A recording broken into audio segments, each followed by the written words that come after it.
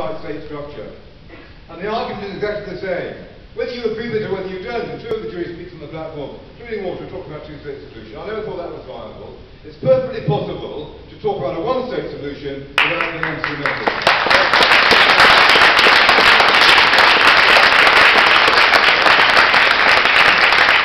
And as a matter of fact, Israel is destroying any prospect for a two-state solution. I mean, they've gobbled up most of the West Bank, in one way or another, is now under tight Israeli control. There isn't going to be a two-state solution because the Israelis don't want it themselves.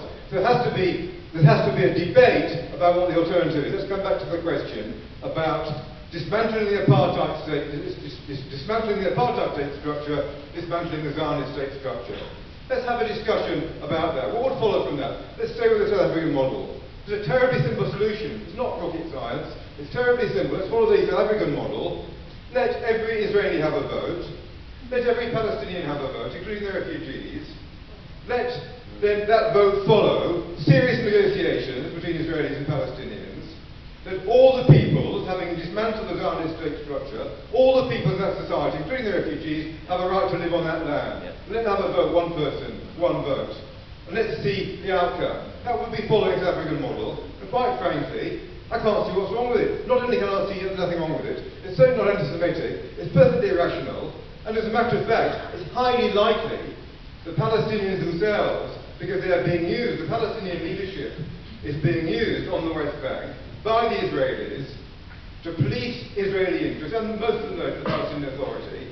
The senior members of the Palestinian Authority are exhausted and don't know where to go. But the younger members, the younger supporters, traditionally of Fatah, have been demonstrating in the West Bank towns because they are fed up to the teeth with the way in which the Palestinian Authority has simply been used by the Israelis, and they also understand the prospect of a two-state solution isn't going to come in any serious sense anytime soon, and they are set in small numbers turning to this far more progressive and radical solution. And they're talking about a civil disobedience campaign, and they're talking about going onto the streets, beginning to think about how they re-establish what used to be the Palestinian position of a democratic secular state that's for all of the three religions of the Middle East and the two peoples.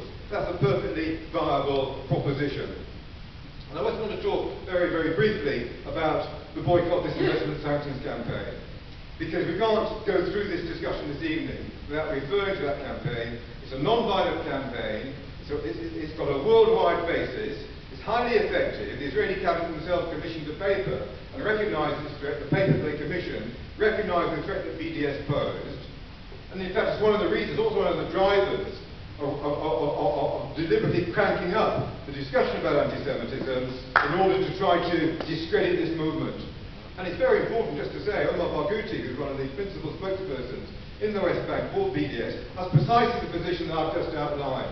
And he's very, very strong in terms of Jewish people and Arab people, whether in a secular sense or in a religious sense, sharing citizenship in the country they already share in a physical sense. And I think we should follow him and see that and begin to develop that kind of perspective.